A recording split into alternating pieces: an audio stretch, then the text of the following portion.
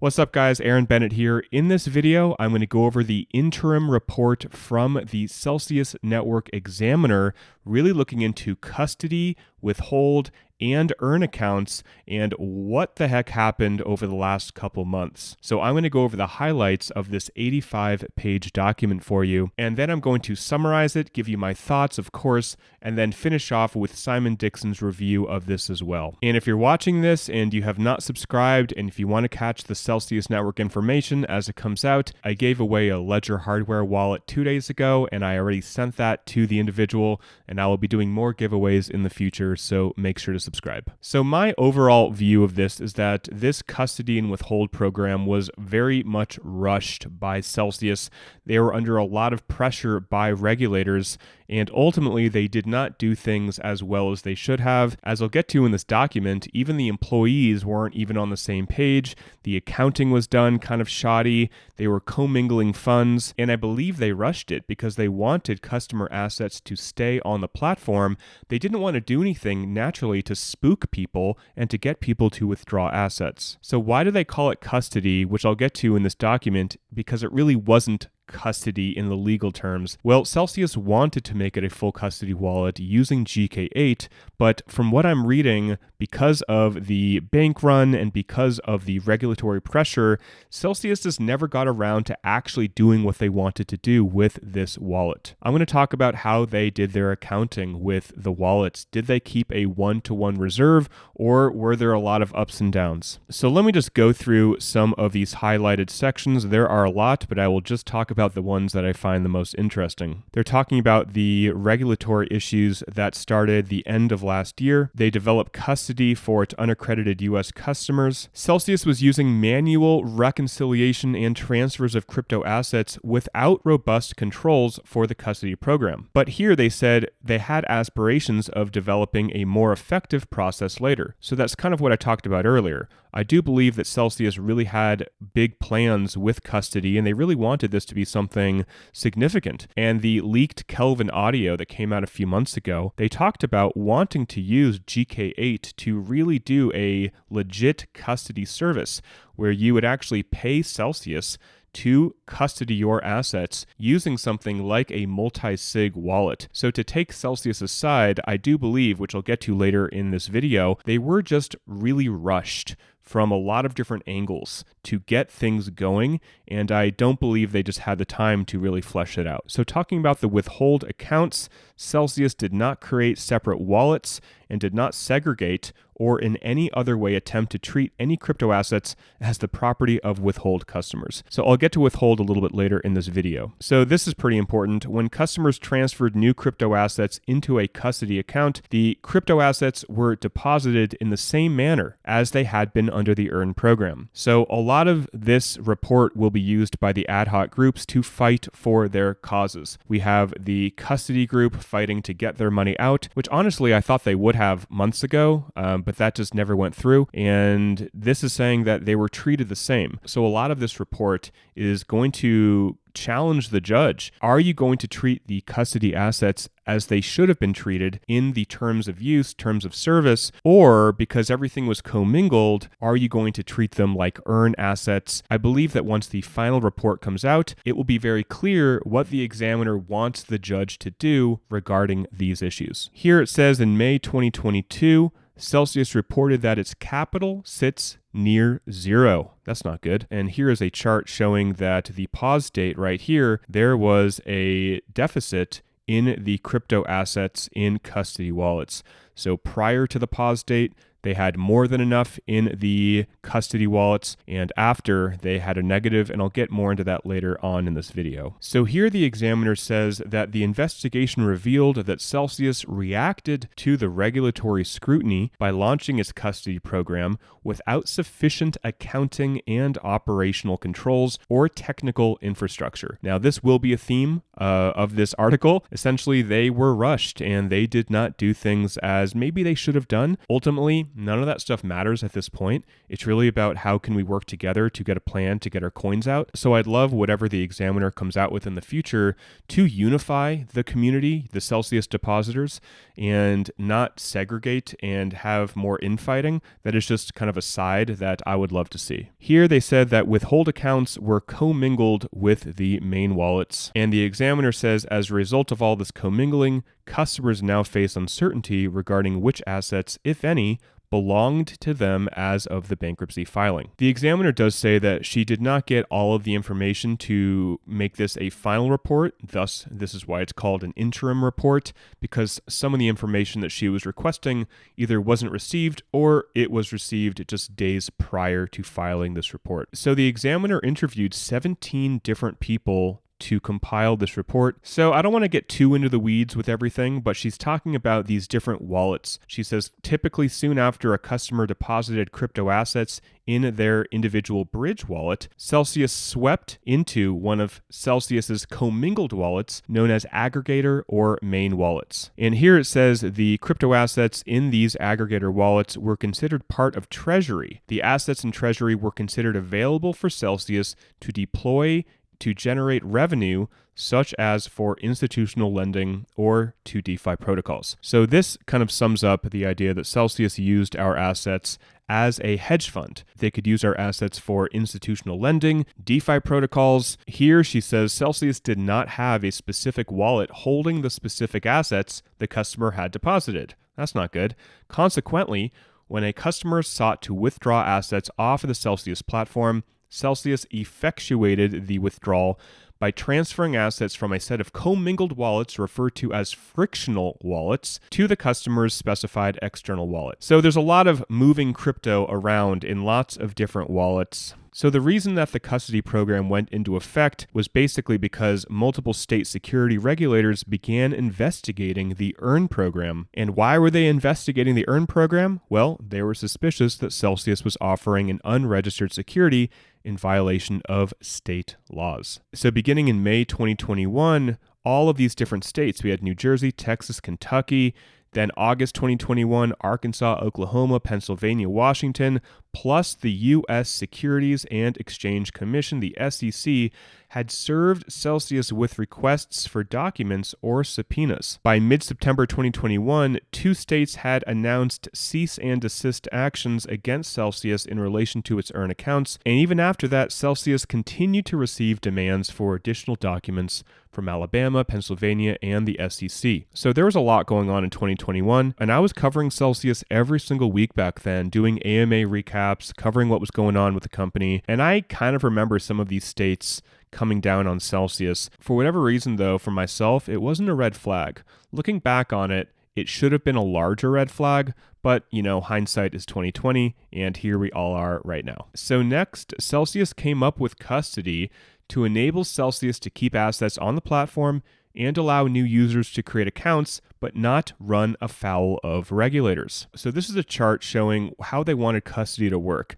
So before custody, essentially every user would deposit their assets in EARN, and they were able to rehypothecate those assets. But what they wanted, or what Celsius wanted to happen with custody, is a user would deposit their funds into custody. They could take loans, EARN, and use the upcoming credit card. And if they deployed their assets into any of these things, Celsius could rehypothecate those crypto assets, but sell, pay, swaps, and staking would not be rehypothecatable. I believe that's a word. So again, I believe that Celsius had plans to do things in the future, but because of the bank run and because of all of the factors that led up to the freeze, these plans just got shut down. So what Oren says here kind of relates to that. They had no choice but to introduce the custody program before it was fully developed due to different states coming down on them. And here an employee said it could have either launched the custody product it had developed as of April 15th, or it could stop accepting crypto assets in any form from non-accredited U.S. investors.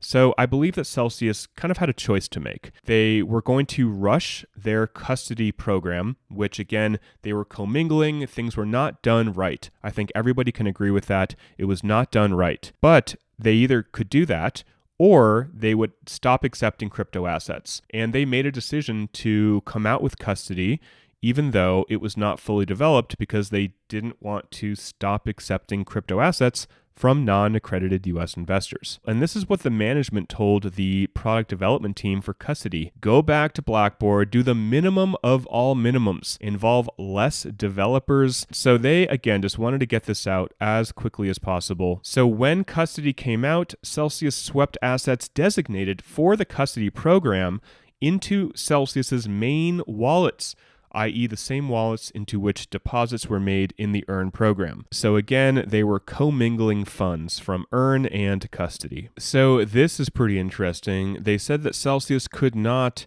devote the resources necessary to create what they call a pure custody product, meaning that Celsius would still store the assets in commingled Celsius wallets without segregating each customer's crypto assets. So again, they knew they didn't have enough time to do this, but they were rushed to get something out. This employee said that other titles for the program were considered, such as just calling it a default wallet, because in part there was no, quote, common understanding of the concept of custody between team members with a finance background. But here, Celsius stuck with the custody title based on Celsius's, quote, future plans for the program. So this is actually pretty interesting to me, and I think legally this is pretty interesting. Celsius knew they were not using the correct word for the account, but they called it that because of what they wanted to do in the future. I don't know if that's kosher. I don't know if that's legal to do, calling something custody when they actually knew it was not custody. And again, at this point, guys,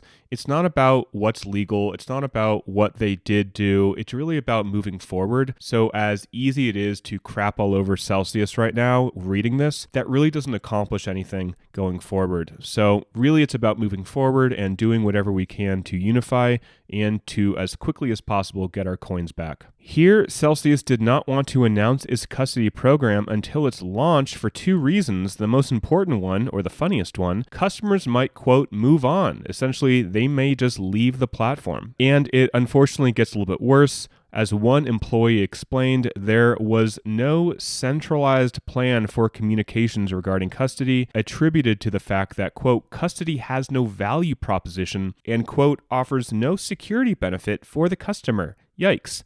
So even the employees were like, what is the point of this? It's not any safer for the customer. What are we doing here? And here it says the marketing for custody was just to keep people's coins on the platform. The metric was customer retention. So now let's talk about the terms of use that began April 15th. Here it says Celsius provided a link to the terms of use, but the customer did not need to access or read the terms of use to agree to its terms. Further, as shown in the screenshot above or right here, the terms highlighted by Celsius in the app interface provided little detail about the nature of these changes. So what the examiner is saying, which I completely agree with, is that the customer had no idea what they were agreeing to, and unlike other terms of use where they require you to actually click on it and scroll all the way to the bottom, they did not require you to do that. All you had to do was click it and then click agree. So now we're getting into how did Celsius fund the custody wallets. So the morning of the 15th, which is when people were signing the new terms of service,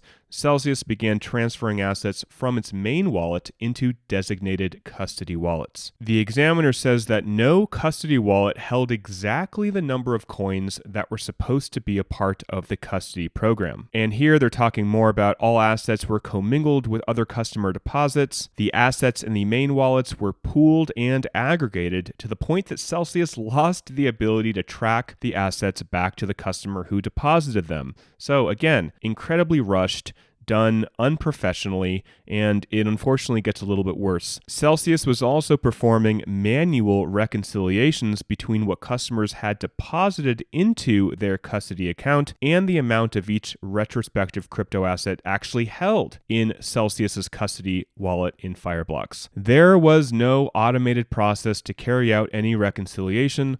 all transfers were done manually by Celsius personnel. And it goes on. At no point in time were a customer's crypto assets moved into a custody wallet created for that individual customer, because no such individual custody wallets exist. So again, we're just seeing that this whole custody thing was very rushed. Here it says when users made withdrawals from custody accounts, Celsius did not actually transfer coins from the custody wallets. Instead, they used crypto assets in what are called frictional wallets, located outside of the custody workspace in Fireblocks to fund withdrawals. So, a customer would not receive the particular crypto asset that they initially deposited or any asset sourced from the custody wallets, quote, but rather an equivalent amount of such crypto in kind. So how I'm interpreting this is that they were flying by the seat of their pants. They were like, okay, we just got a bunch of Bitcoin deposited into custody. We got to move assets from our main accounts and move it into these accounts so we have the same amount. And this actually talks about it directly. So here it says if there wasn't enough coins, the treasury would figure out how to unwind strategies, and also, depending on the yield they were generating, which coins to move over. And as a result, Treasury did not always source sufficient coins to cover every shortfall. So here is a chart showing the surplus and deficit of crypto assets in custody wallets. And here in April, we were about equal. In May, we had a huge spike in stablecoins. But after the freeze, you can see that they had a deficit of assets inside of their wallets up until around July. And this one kind of caught me off guard. It says employees reported that they thus relied on their, quote, innate sense of how liquid or illiquid the coins or assets were when they considered whether to involve Treasury. People should not be relying on their innate sense or their intuition when it comes to people's money. And this kind of tops it off. So in May 2021, Celsius began tracking its assets and liabilities in a Google Sheets workbook referred to as the Freeze Report. So again, Google Sheets, very, very professional. And, I'm sorry, I'm not trying to shit all over Celsius right now because that is not what we need to do. We need to get out of this mess. And again, I am hoping that the report that the examiner gives is one where we can get out of Chapter 11 and get our coins back, right? I don't want her to create more problems or to make this go on longer than it needs to go. So talking a little bit about the withhold assets, Orrin said he could not explain why the assets associated with withhold accounts were not treated as custodial assets. And this kind of caught me off guard, guys. So it says Mr. Goldstein, aka Nuke, stated that he did not know about the existence of the withhold accounts until the Chapter 11 filings, and he was unfamiliar with any specifics about those accounts. So that is kind of strange. He didn't know about a whole subset of accounts until the Chapter 11 filings. So to finish up, since the bankruptcy petition date, the custodian reserve deficit returned, meaning there is now a deficit in the custodial assets. And as of October 28th, there are approximately 3.2 million fewer coins or 16.9 million fewer dollars in the custody wallets than assets designated for the custody program. So let me finish off going through Simon Dixon's TLDR of what I just went through. Celsius didn't have enough funds to back custody when withdrawals accelerated. There was commingling and the custody accounts were not segregated. Celsius suspended earn for certain people because Celsius did not have the proper securities licenses. But even still, these custody accounts were still invested like all other earn deposits. There was no segregation happening for withhold either. A custody wallet was created that was reconciled 53 of the 89 days, and they filed for Chapter 11 before the 90-day clawback preference date. Custody had a shortfall for 16 days and moved funds from earn and back when excess. On June 24th, custody wallets were underfunded by $50.5 million. Simon says before the Chapter 11 filing, Celsius transferred $47.5 million to custody to remove the shortfall on June 28th, meaning they had no deficit. Now he says there is a deficit of $16.9 million. Simon's opinion is because they did not match coin for coin, meaning they did not have one Bitcoin for one Bitcoin. They did not hold one-to-one like they should if it is really a custody program. So Simon is commenting on this surplus and deficit, but it's accounted for in US dollars. He says that this is irrelevant as it should be coin by coin to avoid currency risk issues, which I do agree. We want to be paid back in our coins that we had in the wallet, not in the USD value. All right, guys, so that is it for the recap. I will try to make this video as short as possible to just sum up what happened in this report, and as more comes out, I will let you know. So thanks for watching. Till next time, talk with you soon, and bye for now.